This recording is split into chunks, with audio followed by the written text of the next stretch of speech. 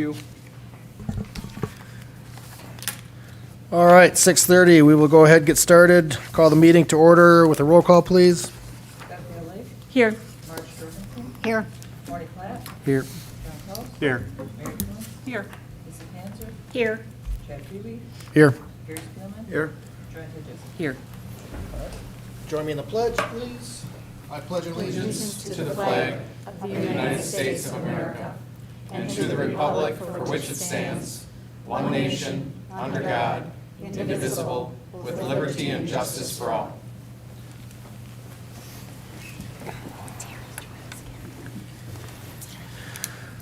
All right, then we have minutes for the regular meeting on May 10 and the special meeting on May 10. I move for approval of the regular meeting minutes of May 10th and the special meeting of May 10th. Second. A motion and a second then to approve the minutes for the regular meeting and the special meeting on May 10. All in favor? Aye. All those not, same sign. All right. We got a couple visitors, so thank you for joining us tonight. Thank you for also joining us, anybody else that's watching us online. And we will move on to public comment, which there is nobody that signed up for public comment. We'll move on to announcements. The board may recess into closed session per Wisconsin Statute 19.85, Parent 1, Parent C, considering employment, promotion, compensation, or performance evaluation data of any public employee over which the governmental body has jurisdiction or exercises responsibility, specifically to discuss specific employees. The board will reconvene into open session for the possible transaction of business and adjournment. All right, thank you. Then we have an agenda. I move for approval. Second. A motion and a second then to approve the agenda for tonight. All in favor? Aye. All those not, same sign. All right, on to reports by admin, 9.1. Good evening. Previously, this evening, the board did hold a public hearing regarding the prospect of a possible waiver regarding the 22-23 school year and the concept of starting before the September 1st date. The board was presented with some information regarding what that calendar would look like. Essentially, the board would have the opportunity, if they so chose, to move forward with a resolution seeking a waiver to begin the 22-23 school year beginning August 29th versus a more traditional start date, which would be September 1st. The board has an opportunity to pass a resolution and seek a waiver to begin prior to September 1st. The board could alternatively choose to not seek a waiver, opting to certify the traditional calendar. If the board decides to seek the waiver, we recommend that the board endorse the early start calendar that was presented and discussed at the hearing that was held, and endorse the traditional calendar in the event the waiver is not accepted.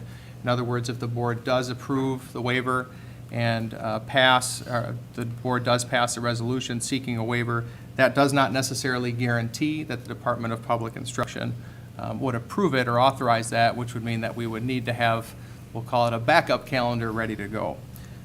With those things said, I would recommend that the board does approve a resolution seeking a waiver to begin the 22-23 school year on the 29th day of August 2022 due to the continued efforts to address negative impacts on from the COVID-19 pandemic.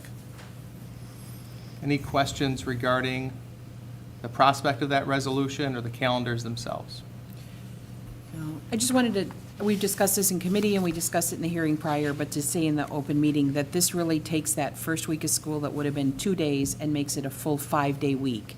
Correct. And that's where you're capturing, essentially 5 days of learning is through that change. Correct. The large pieces of a calendar, particularly for our parents, that they would normally plan around too during the school year, whether it be winter breaks, spring breaks, those types of things are not impacted. The total number of student contact days are not impacted. The total number of staff contract days are not impacted by the prospect of starting August 29th.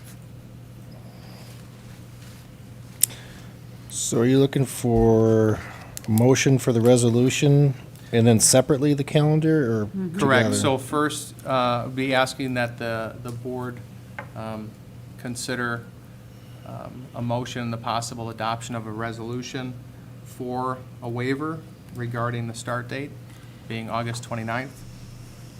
And then we would discuss the calendars, the approval of those separately. I'll make a motion that we request the ability to start the 2022-23 school year on August 29th of 2022 due to the continued efforts to address negative impacts of the COVID-19 pandemic.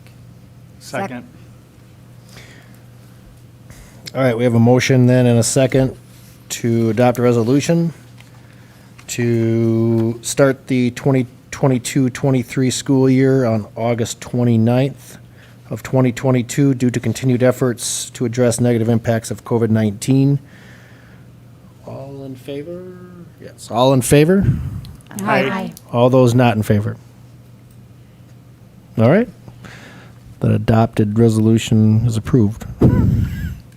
I move the approval of the presented 2022-23 early start waiver school calendar, pending approval of the waiver from DPI. If the waiver is not authorized, the 2022-2023 traditional calendar will be utilized. Second. All right, we have a motion and a second then to approve the 2022-23 calendar as Marge presented. All in favor? Aye. All those not, same sign. All right, the calendar is approved. Thank you. That moves us, right, 9.3, right? We did grab 9.2? Yes, sir. 9.3, elementary boundary recommendation. Right.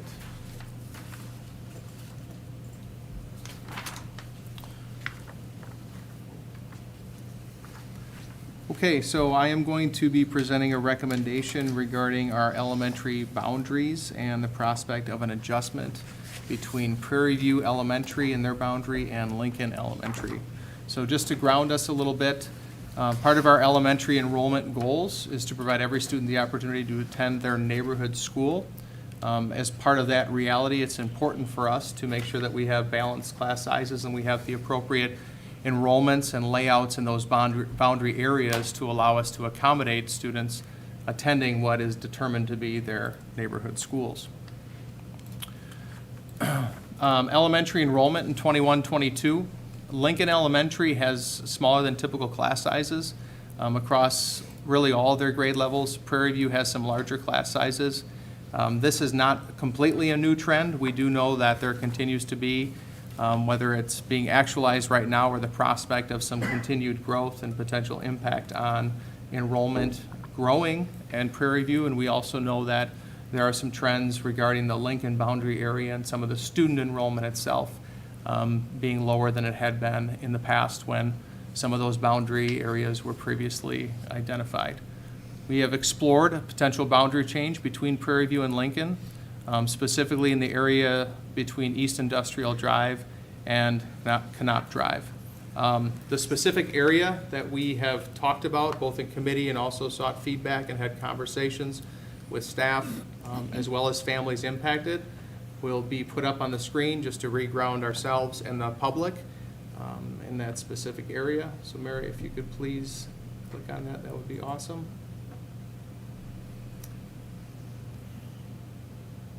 So what we have here, that's good enough, I think. Yep. So what we have are, from this particular view, we can see three parts of three boundary areas, elementary boundary areas. The part that is not highlighted represents part of the Prairie View boundary area, the current Prairie View boundary area. The part in the green represents part of the Lincoln boundary area. And then the part in what I'm told seems to be some kind of magenta would be representative of the Washington Elementary boundary area. So the circled area, that specific area, is East Industrial Canop Drives, and that is the area that is currently part of the Prairie View boundary area that we would like to adjust and have become part of the Lincoln Elementary boundary area.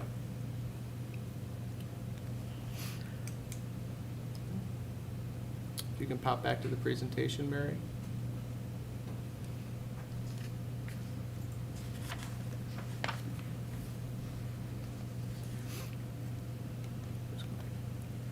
So as part of this, we have had written and electronic communication of the possible boundary changes with the families in the East Industrial and Canop residential area.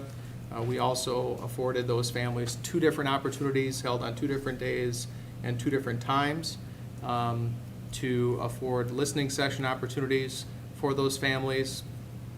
We did have some attendance, particularly in the first listening session that was held. Questions focused on class size and meeting the specialized needs of students. They were very positive conversations,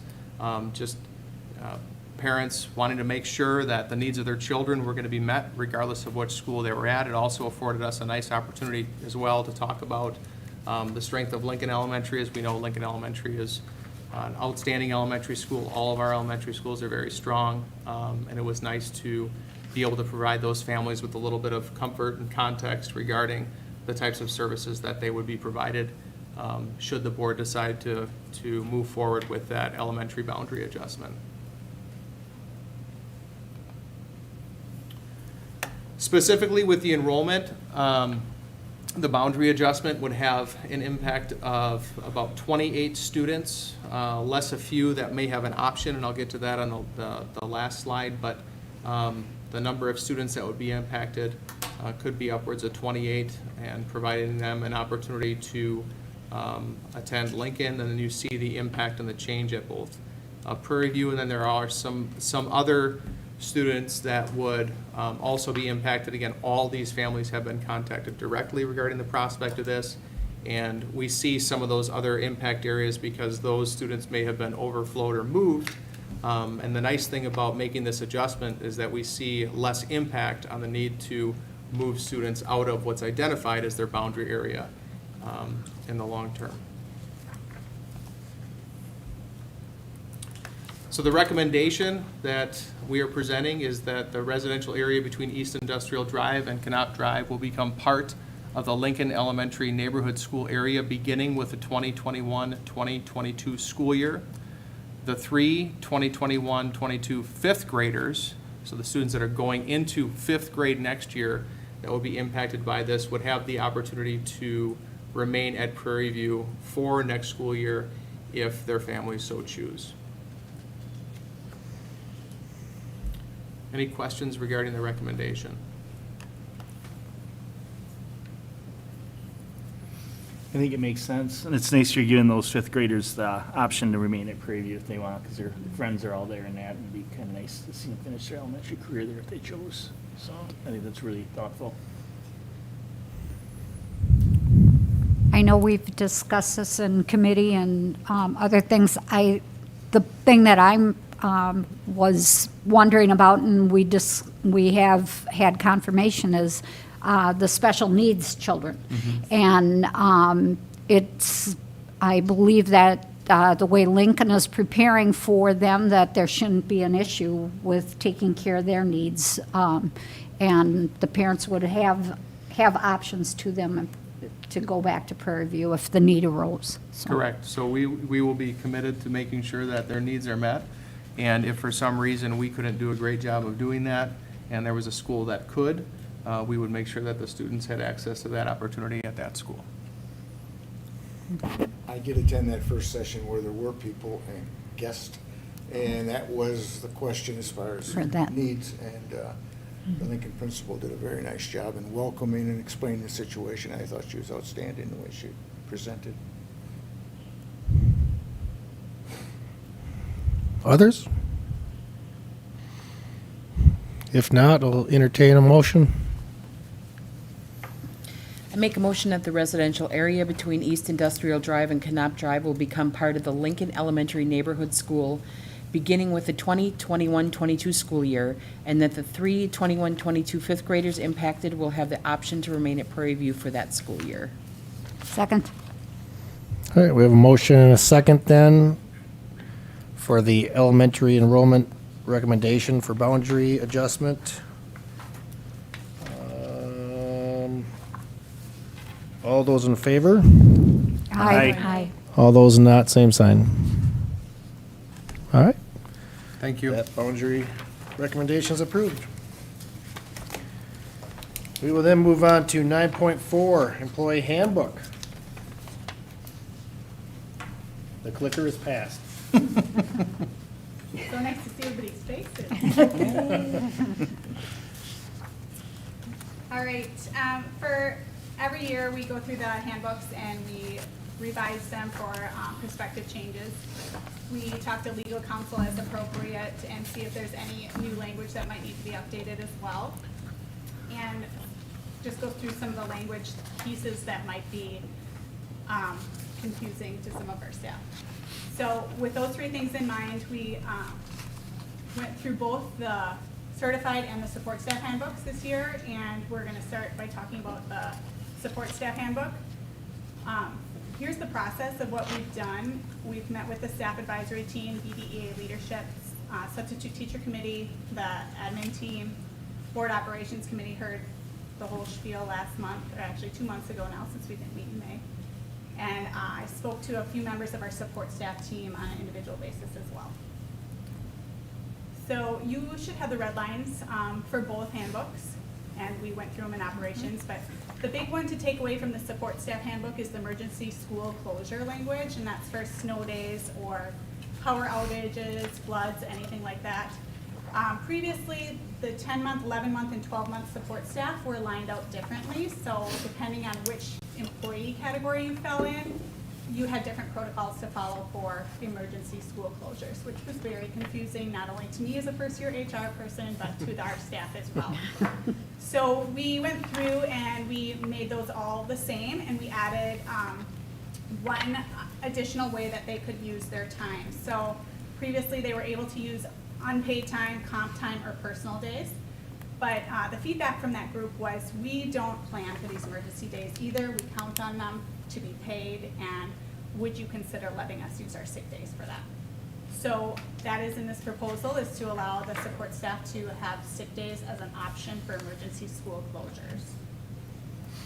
There's two other pieces that I am asking for your approval on tonight for the support staff handbook, and that would be the post-Act 10 layoff language that has been significantly pared down and simplified, and then the removal of the seniority language. That was a big piece of it too. If we're not going to use seniority as a sole basis for decision-making, then it shouldn't be weaved into everything. It was in every single area. So they had asked for that as well.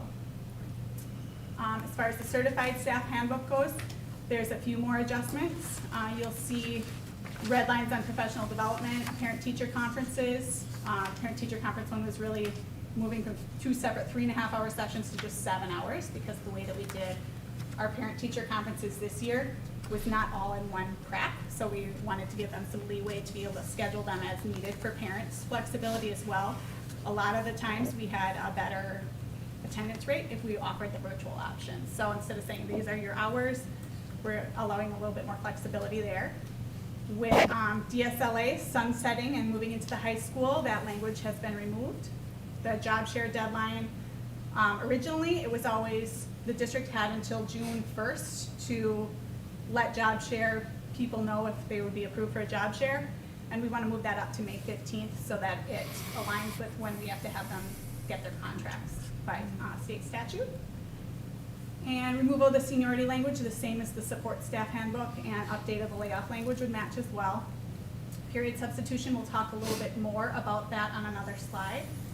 Adjustment on the salary structure, that is the CPI that the board approved a couple months ago, so that is updated in there as well. And then mentoring language, so with the addition of curriculum and instruction coaches for next year, those people will become our mentors along with our program support teachers. So that language has changed a little bit. And conference attendance, allowing a little bit more flexibility with the removal of orange days, allowing people to have up to 8 hours of professional development time on their own. And then curriculum unit completion rate, that was a rate where I think it was 325 or 375, but you've got it in front of you that it's null and void if we don't really use that anymore. So that was removed last year, but it was still in the handbook, so that's was redlined as well. So one of the pieces that I wanted to highlight was the layoff language, and again, for those of you that are part of operations, this has been pared down by legal counsel and recommended for all of the handbooks that our legal counsel firm oversees. So previously, I think it was 4 pages long, so now it would be just this. And then the other piece that I wanted to call out specifically was the period substitution, and here are the 4 main groups that we met with ahead of the operations team in April. So I'll go through this with the whole board as well. We met with the staff advisory team, and their feedback was if vouchers were going to go away permanently, the request for higher compensation for period substitution. Met with BDA leadership, suggested phasing it out over a couple of years, and if and when those go away, higher period substitution compensation once phased out. The substitute teacher committee suggested studying it another year before making a decision, and then suggested a higher period substitution compensation if it were to be eliminated. There's a theme. The admin team recommended eliminating the voucher system and stated that it's been discussed and studied for years, and it continues to perpetuate the sub shortage. We also talked about it at operations, and the conversation echoed a lot of those sentiments as well. So my recommendation for you this evening is to raise the period substitution rate to $23.50 an hour. There's an asterisk there because I'd like to revisit that in the fall when the compensation committee comes back together. We would like to phase out the voucher system this summer and fall, but allow staff to turn in old tickets that were earned prior to the 2020-21 school year for personal day redemption. Any of them that would be earned this year, though, would still be cash only. Next steps would be to, like I mentioned before, revisit the period substitution rate in the fall, investigate a better way to track it. We talked about that a little bit at operations. Currently, these little white tickets floating around are a lot for the employees to manage, and it's a lot for us to manage as well.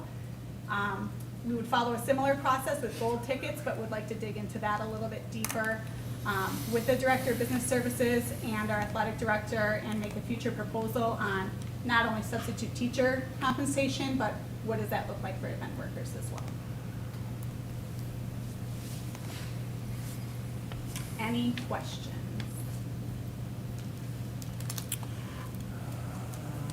Questions, the comments by the asterisks. board?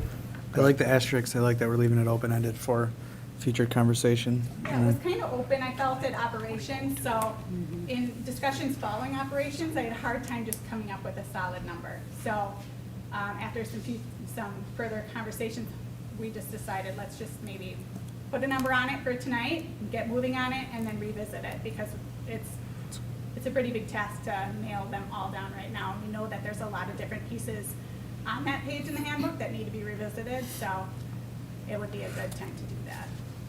So I know we talked about alternative ways to track this, because you said the tickets are just really cumbersome. People lose them Yes. or find them way later to redeem. But is there a way through Skyward, you think, if we investigate? Possibly, and we're moving some of our pieces to Frontline as well, and so we think that maybe Frontline might have some opportunities for us to be able to streamline that, so we're going to investigate both options. And will that make it easier for payroll as well as tracking? Yes. Yes, I believe it would.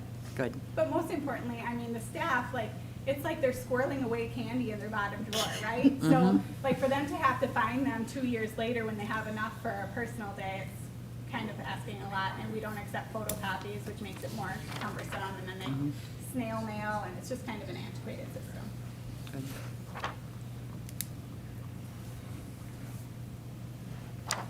Good. I know, obviously, all the people that you met with, there was a reoccurring theme there about higher substitution pay rate. I'd like to see that we've went up to 23. I really hope that when you take a closer look at that in the fall with the comp team, that you really look at any ability we have to maybe slightly raise that above the 2350 if possible. I mean, I think it's good to put a number in there now, and the number's higher than it was. I think that'll make people happy, but I think there's possibly some room to move that a little higher.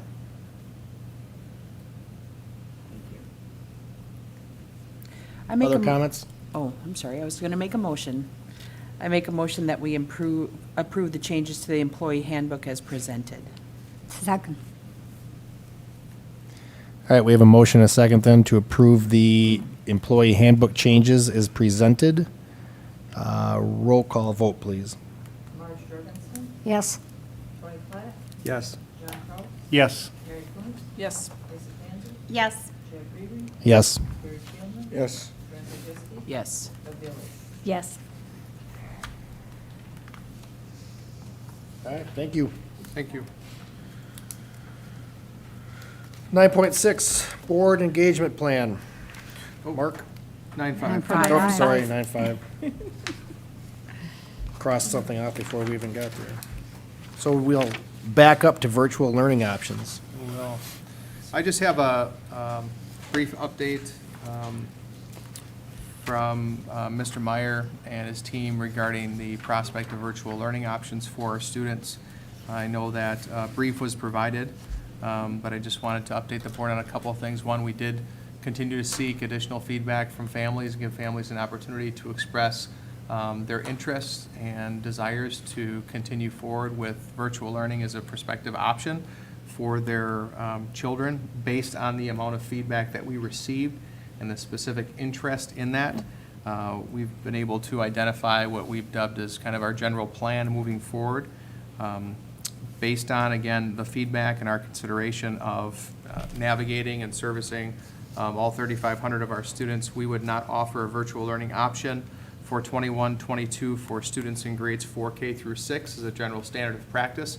We would, however, as we have in the past, continue to address any specific student needs on an individual basis and work with families if there's specific needs that need to be met, perhaps as a reality that could be associated with particular medical needs or other extenuating circumstances. We would provide those services and work with those families specifically. In grades 7 through 12, we would continue to offer our Beaver Dam Virtual Academy for those grades, which we have for, I want to say, 5 years. So we have an academy that's part of a partnership. In the past, we've partnered with Wisconsin Virtual Schools and use that service, coordinate that with our staff to help oversee and monitor both enrollments in that, and just support students as they navigate that as a possible opportunity. That would mean that we would not necessarily be having standalone sections that we are staffing with our in-house staff, monitoring and navigating with our in-house staff to provide those virtual learning options. Again, based on the amount of feedback and desire that's been expressed by our families in our district, that number is so low that it would not be practical to have isolated standout sections that we would be staffing in-house for. So we would provide the opportunity for those families, for those students, so long as they meet the qualifications.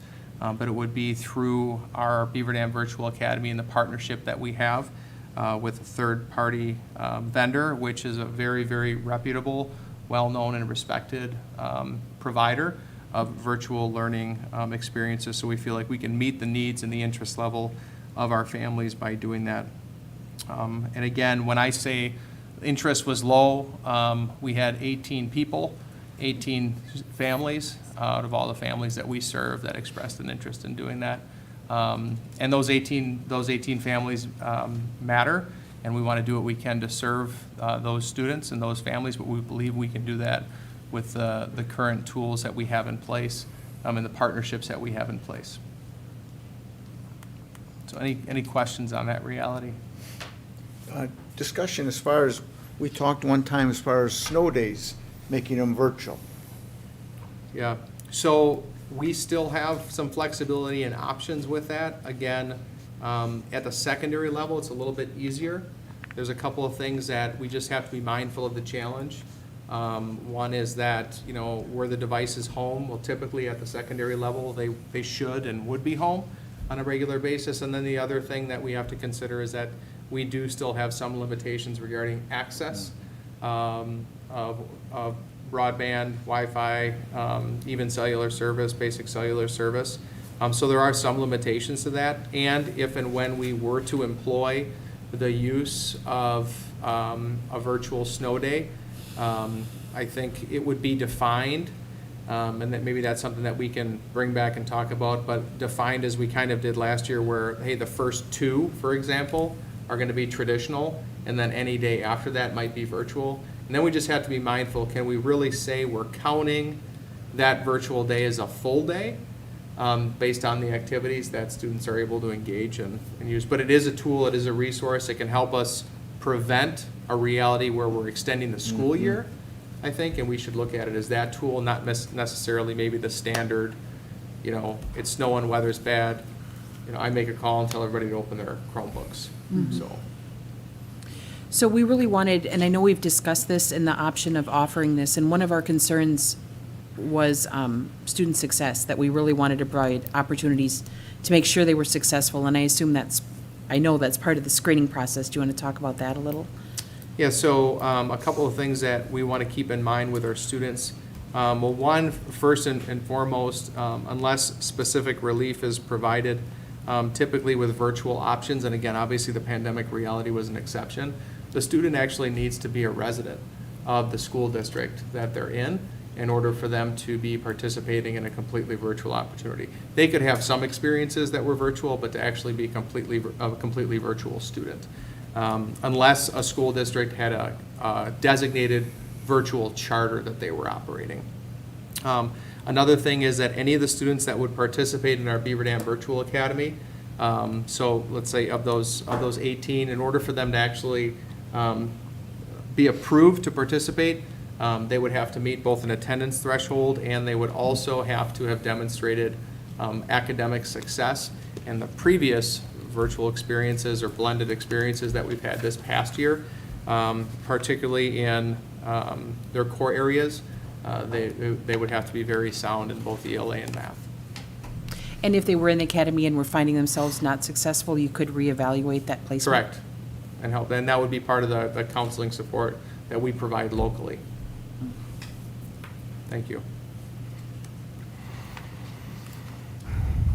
So you're looking for a motion from the board tonight?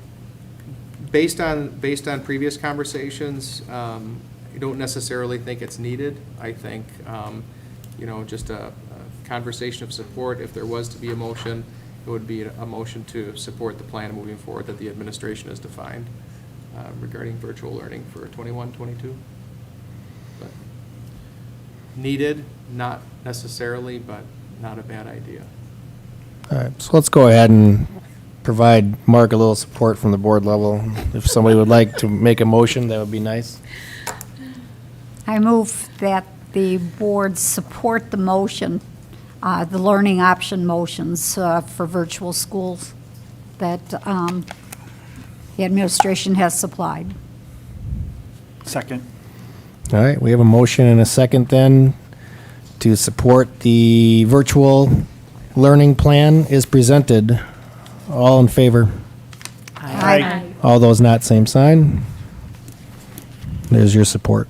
Hey, thanks. Rob appreciates it a lot too. I'd probably call him.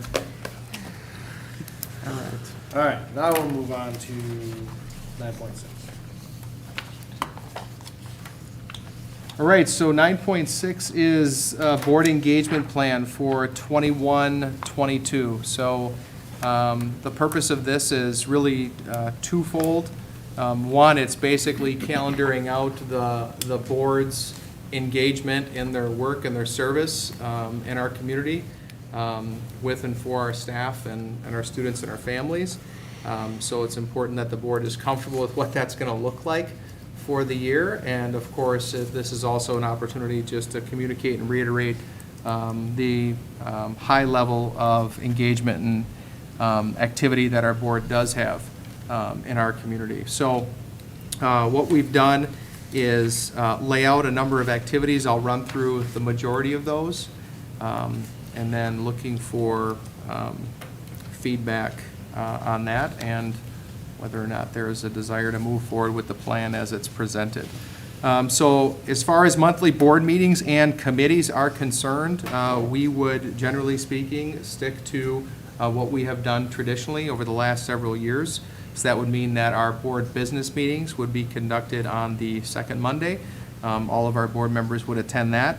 And then on the third Monday, we would hold teaching and learning committees. And on the fourth Monday, we would hold operation committees. With the exception of July, August, November, December, and March.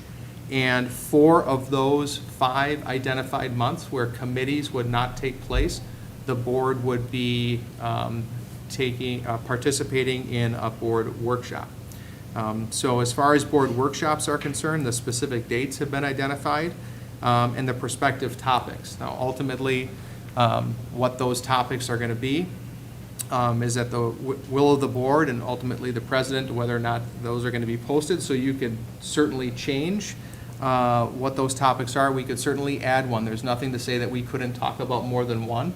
But generally speaking, based on what we know now on June 14th, these would be the likely topics. So there would be a board workshop on July 19th. The focus of that would be student discipline. On August 16th, there would be a board workshop. That is a strategic planning workshop where we go through school success plans, district strategic actions. That is the workshop, as our board members recall, where our entire administrative team is here and the principals are presenting on their school success plans for the upcoming school year. On November 15th, we would have a board workshop that would be focused on facility planning. That's something that was discussed earlier this spring, bringing that back in the fall. And then on December 20th, we would have a 2-part workshop on both equity and high-functioning teams. Some board meeting exceptions that are planned, and again, for both the board and the public, we would anticipate in October. Because of the timelines and the demands that the board has relative to making certain decisions on budget, et cetera, and statutory requirements, we would hold a budget hearing on the 25th of October, which would mean that the board meeting would also be held on the 25th of October. So teaching and learning would move to that second week. Operations is then the third week, and the board meeting for the month of October is really the 4th Monday. And again, that is part of meeting those demands and requirements. In March, the board business meeting would be on March 7th, and there would be no committees or workshop in the month of March. Committee and team participation, so our board has an opportunity to participate in a number of different teams. The staff advisory team, that's a team, one of the superintendent's teams, and then we have up to 2 rotating board members, so those are open as they've been. Mary would provide opportunities for the our board members to sign up to participate in those. That is the same, that is similar with the parent advisory team. You'll notice that it says quarterly with an asterisk, so quarterly means no less than 1 time every 9 weeks. It kind of feels a little bit like every other month, but doesn't always match up that way. So at minimum, 4 times during the year. There's also a district safety team, so there'll be 1 designated board member to participate in that. The district safety team, again, just to refresh, includes administrators representing every level, our school resource officers, and then identified positions from both the police and fire department as well as Dodge County Sheriff's Department who participate in conversations regarding our safety protocols, practices, what we're currently doing, and then Mr. Pete Warwick, our district facility and safety officer, facilitates and oversees that team. And then the negotiations committee, which would typically be meeting in the spring, would have 2 designated board members participating in that. School of the Month, which I continue to be excited about because it's nice to see different venues or even businesses in our community recognize that, whether that's the radio or their local businesses, talking about using that as also some kind of thematic connection to what's going on in our district. For next year, we're looking at coffee chats, the first Thursday of the month, a 1-hour open coffee chat venue at 8 a.m. at the school of the month. So we talked a little bit as an administrative team, and we believe that that was a little bit better time for parents and staff, generally speaking. So that would be held at the school of the month. The idea, again, this year we couldn't do it. We had talked about it previously, but of having 1 to 2 board members attend the school of the month's PTO meeting. So those meeting dates would be provided prior to the start of the school year for the board, so we could do a little bit of a sign-up earlier. And one of the things that we will be using, getting some feedback from some of you and some direction from Chad, is having a little bit of a simpler view and ability to tab out and schedule. As a board member, like one document, you could click on September, you could click on October and just see all the different things that are happening that month and be able to sign up or provide feedback through that tool. School presentations at the monthly board business meetings. So the school of the month would be presenting those. And then board tours, the first Thursday of the month would be following that coffee chat time. It actually works out, generally speaking, for all buildings. So it's not multiple days people have to think about. We would just know that first Thursday, we're going to have an open venue and opportunity for parents or community members, and then following that, our board members would conduct their monthly tour. The school of the month schedule is identified there. October would be the middle school, November Lincoln, December Prairie View, January Wilson, February Washington, March the high school, and April Jefferson.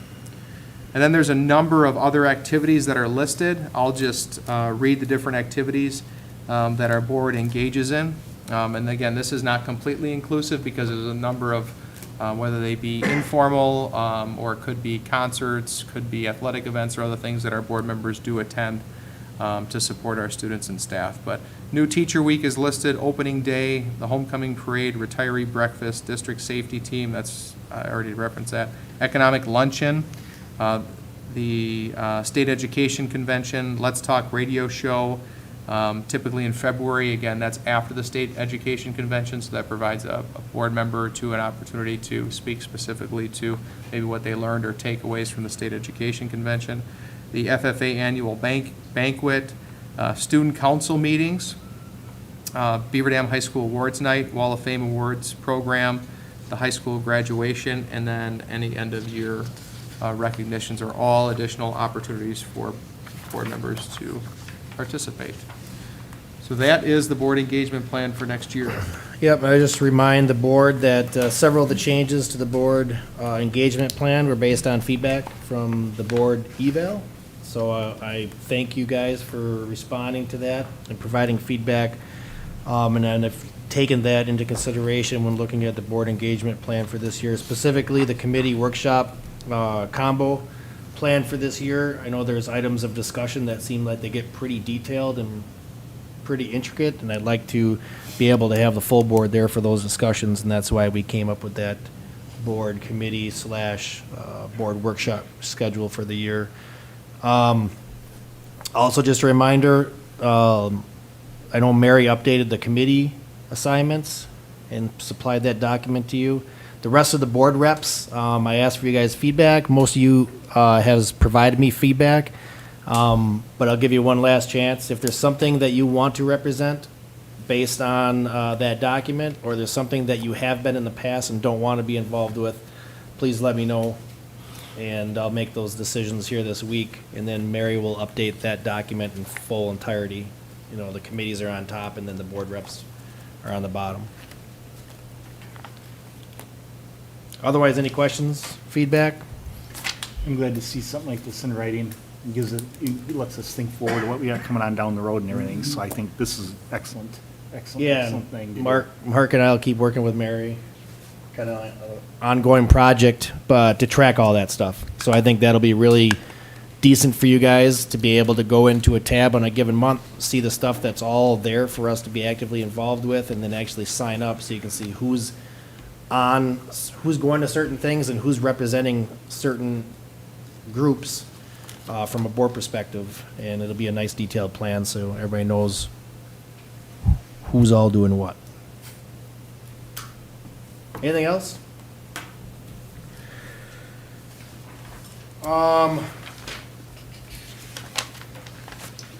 Do you need a motion on that?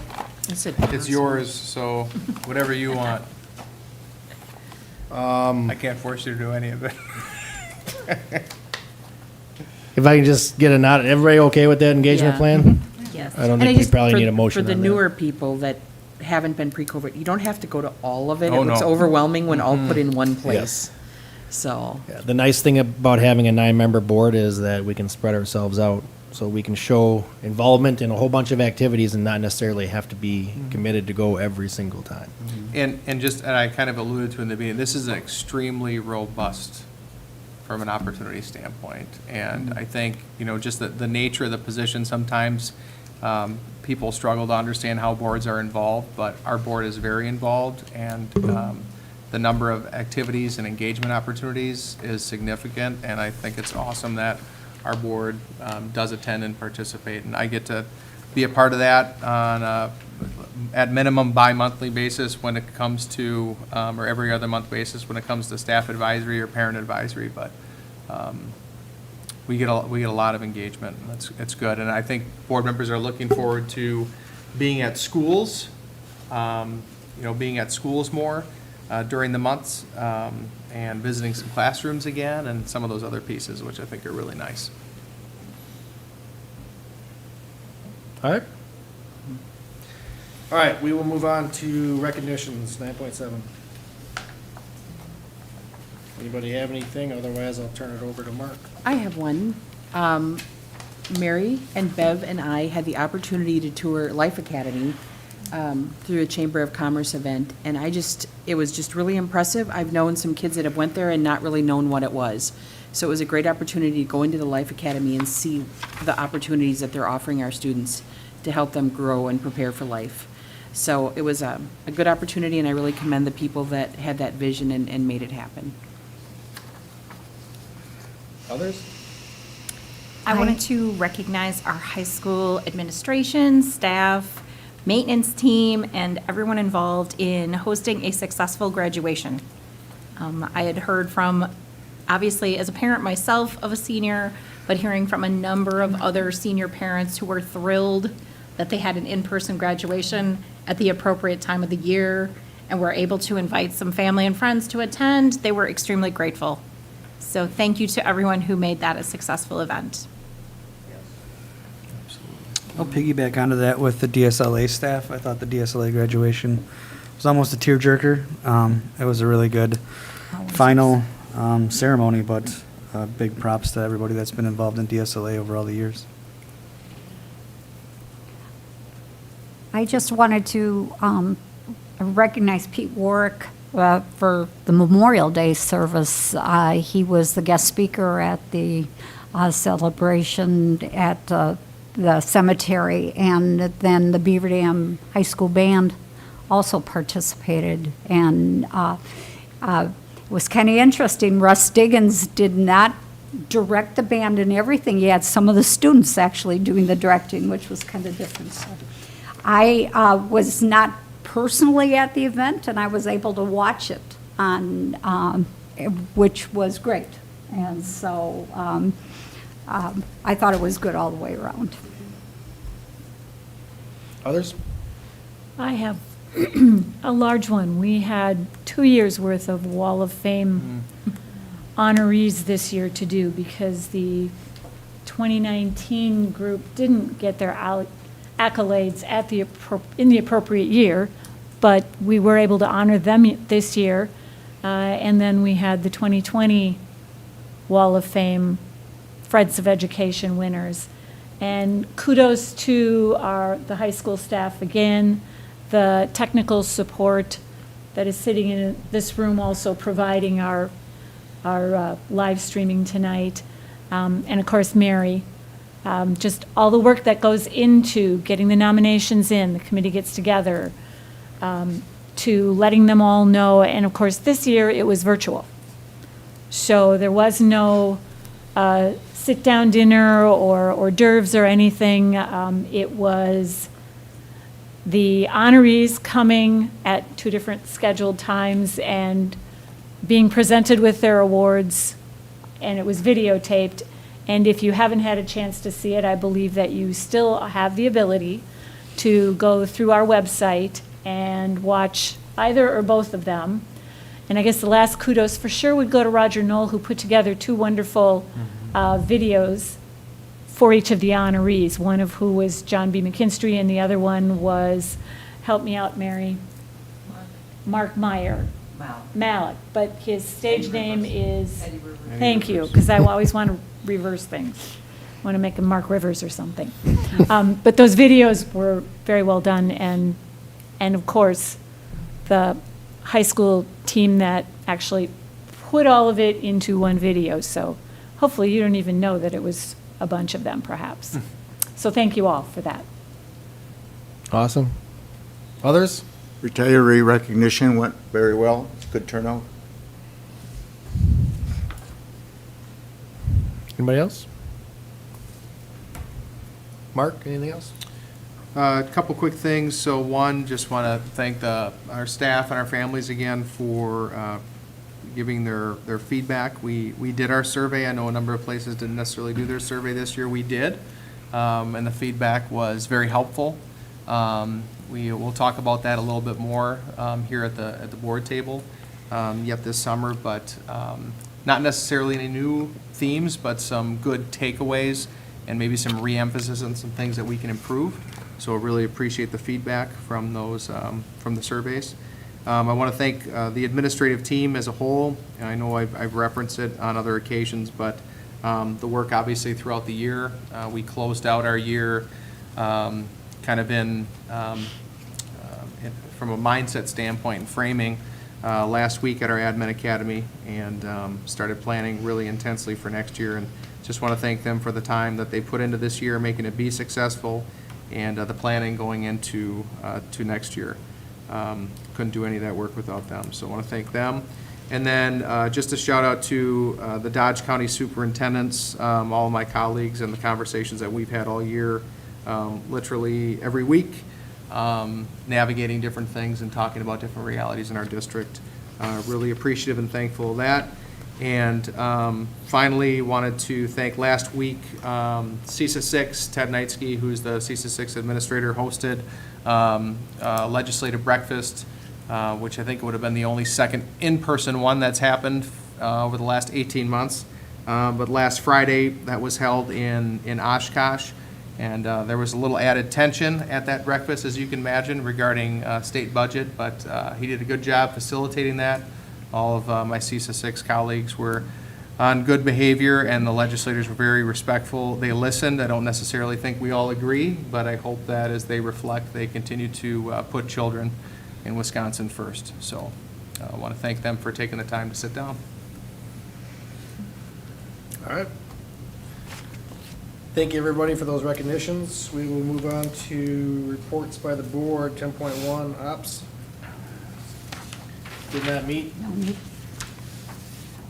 I'll take it. Okay.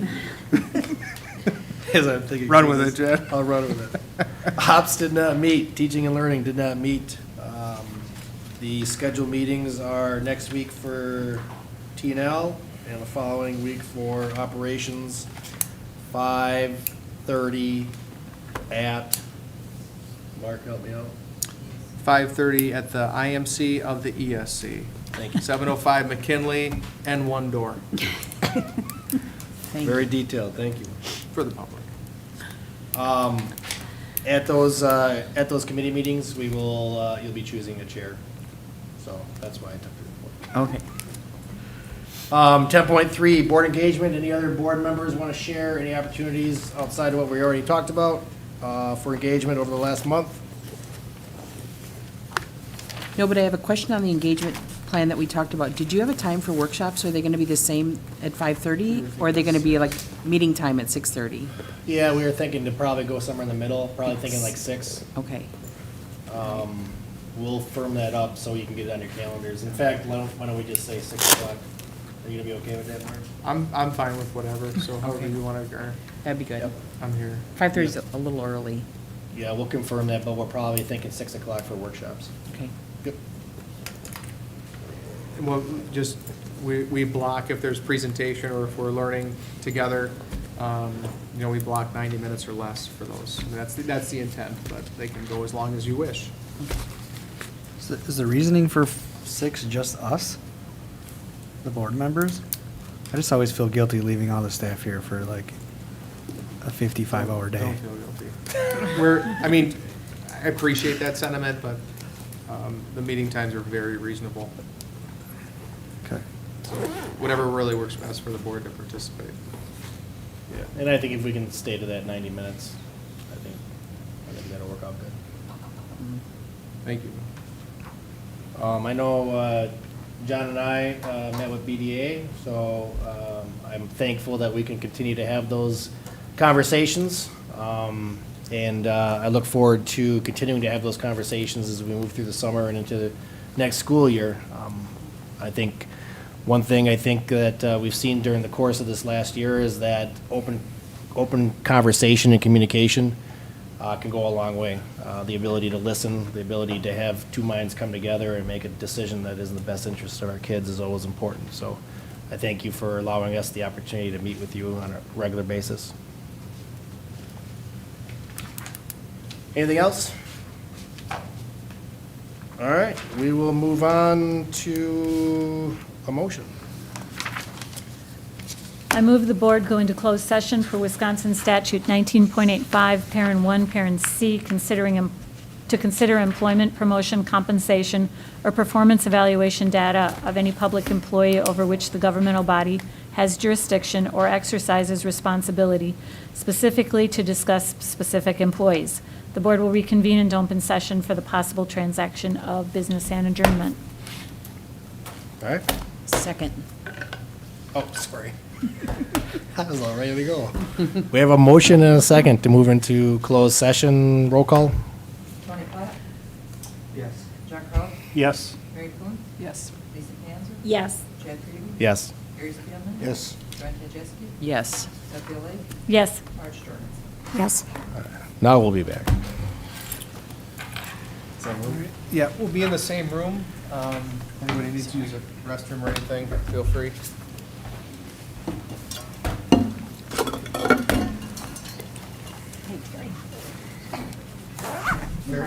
Mary?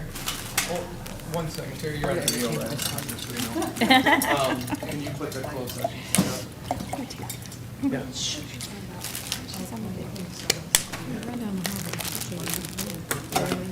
The one, the staff one usually across is. No, I mean, Oh. I thought you meant to use the ladies' room or something like, the staff from across is usually open to see those guys go to. So we, yeah, we should be able to articulate that better. Thank you. Yeah, you're. My chair, maybe.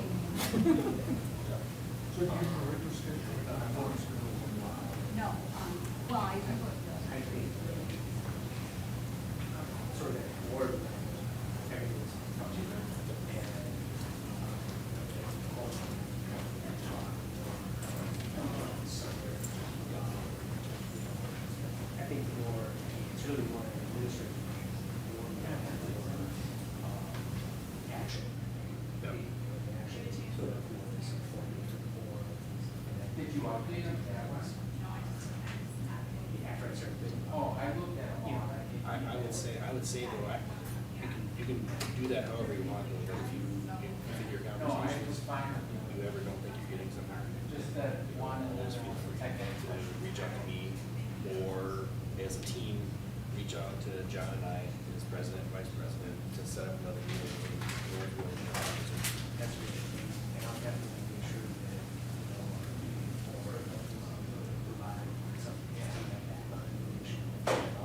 so that we can have that.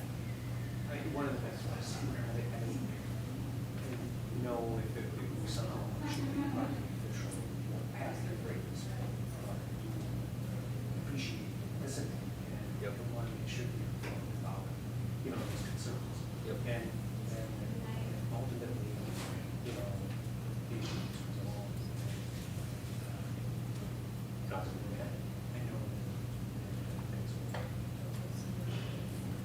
Yep. And I think the last thing is if we ever have a conversation and we say, hey, we agree on something, and then we slide off that agreement, just make sure to let me know, because we all got so many things on our minds. I want to make sure we're on the same page. All right, thanks.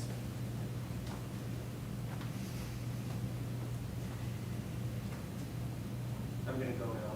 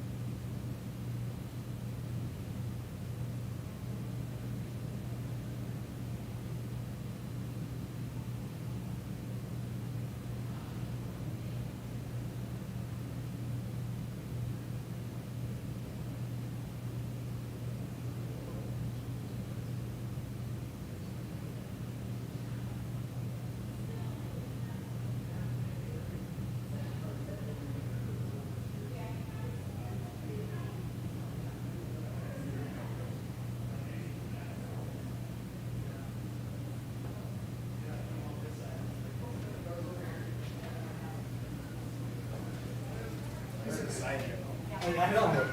I wasn't really paying attention. That's gotta have gotten some kids. Yikes. Nicole, were you timing this time? This had to be one of the shortest. This is gonna be I shorter. did comment on that. Uh-huh, this is gonna be shorter. If you ever get tired or anything, just text me. And I can just make Mark stop. Because you're always waiting for that. I love it, make Mark stop.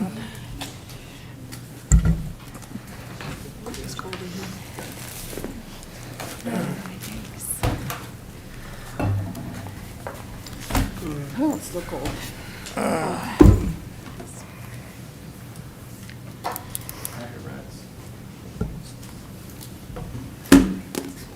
All right, we got everybody back into open session. Moving on to 13, District Policy and Guidelines, 13.1.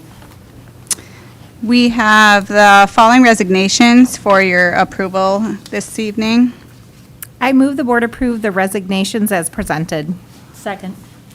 Motion second to approve the resignations as presented. All in favor? Aye. All those not, same sign. All right. We do not have any leaves of absence for tonight for consideration. For appointments, we have Caitlin Dwyer, Associate Principal at Prairie View Elementary School. Tyler Egley, Physical Education Teacher at the high school.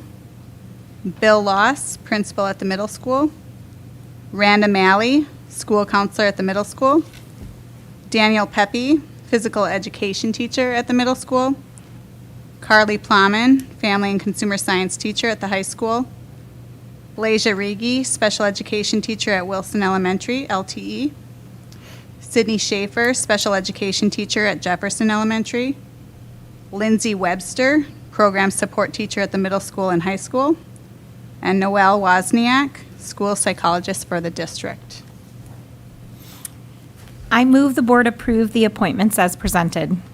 Second. Motion is second to approve the appointments as presented. Roll call vote, please. John Coe? Yes. Mary Coombs? Yes. Lisa Hanson? Yes. Chad Reed? Yes. Gary Spielman? Yes. Brent Terjeski? Yes. Beth Village? Yes. Marge Jorgensen? Yes. Tony Clark? Yes. Thank you. Took a deep breath. All right, that moves us on to other business, payment of claims. I make a motion for payment of claims in the amount of $3,752,220.66. Second. Motion is second then for payment of claims. Roll call vote. Mary Coombs? Yes. Lisa Hanson? Yes. Chad Reed? Yes. Gary Spielman? Yes. Brent Terjeski? Yes. Beth Village? Yes. Marge Jorgensen? Yes. Tony Clark? Yes. John Coe? Yes. Motion? Make a motion to adjourn. Second. Motion is second for adjournment. All in favor? Aye. All those not, same sign. We are adjourned.